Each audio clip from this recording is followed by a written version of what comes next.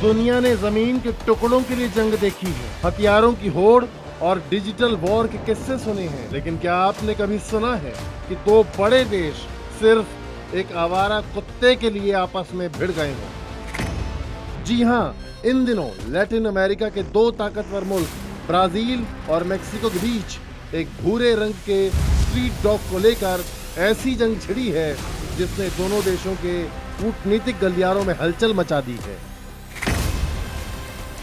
Brazil यानी वो देश जिसे दुनिया फुटबॉल के जादूगर पेले और नेमार के लिए जानती है, वो देश जो अपना सांबा संगीत और कार्निवल के लिए मशहूर है। लेकिन आज इसी ब्राजील की सड़कों पर घूमने वाला एक साधारण सा दिखने वाला भूरा कुत्ता वहां की राष्ट्रीय अस्मिता का सवाल बन चुका है। नाम है कैरामेलो। ब्राजील के लोग इसे अपने देश का वैसा ही प्रतीक मानते हैं जैसे फुटबॉल, लेकिन इस कैरामेलो की किस्मत में कुछ और ही लिखा था। विवाद की चिंगारी सुलगती है अप्रैल 2026 में, जब मेक्सिको के पर्यावरण अभियोजक कार्यालय ने एक ऐसा फैसला सुनाया जिसने ब्राजील के लोगों का पारा 7वें आसमान पर पहुंचा दिया। मेक्सिको ने इस कैरामेलो को अपनी स्थानीय नस्ल घोषित कर दिया।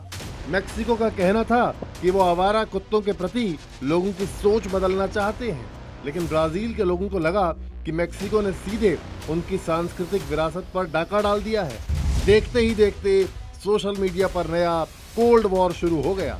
अब आप सोच रहे होंगे कि एक आवारा कुत्ते के लिए इतनी दीवानगी क्यों? तो आपको बता दें कि कैरामेलो सिर्फ एक कुत्ता नहीं, एक इमोशन है। साल 2019 में ये सोशल मीडिया पर ऐसा वायरल हुआ कि लोगों ने ब्राजील की करेंसी 10 रियास के नोट पर इसकी फोटो छापने के लिए 50,000 हस्ताक्षरों के साथ मुहिम चला दी।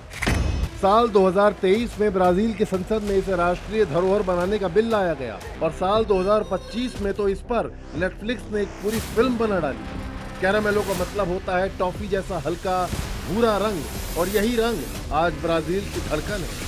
लेकिन वैज्ञानिक नजरिए से देखें तो कैरामेलो कोई शुद्ध या राजा महाराजाओं की नस्ल नहीं है। ब्राजील की जेनेटिक्स कंपनी डीएनए पेट्स की स्टडी कहती है कि कैरामेलो दरअसल 300 से ज्यादा विदेशी नस्लों के मिलन से बना एक महामिश्रण है। इतिहास के पन्ने पलटें तो पता चलता है कि पुर्तगाली उपनिवेशवादियों के साथ जो कुत्ते आए थे वो बाद में इटली, जर्मनी, स्पेन और जापान से आए प्रवासियों के कुत्तों से मिले। 1930 से 1970 के बीच जब ब्राजील में औद्योगिकरण हुआ तो गांव के बड़े रखवाले कुत्ते शहर के छोटे पालतू कुत्तों से मिल गए। कई पीढ़ियों तक बिना किसी इंसानी नियंत्रण के हुए प्राकृतिक प्रजनन ने इस सुपर डॉग कैरामेलो को जन्म दिया।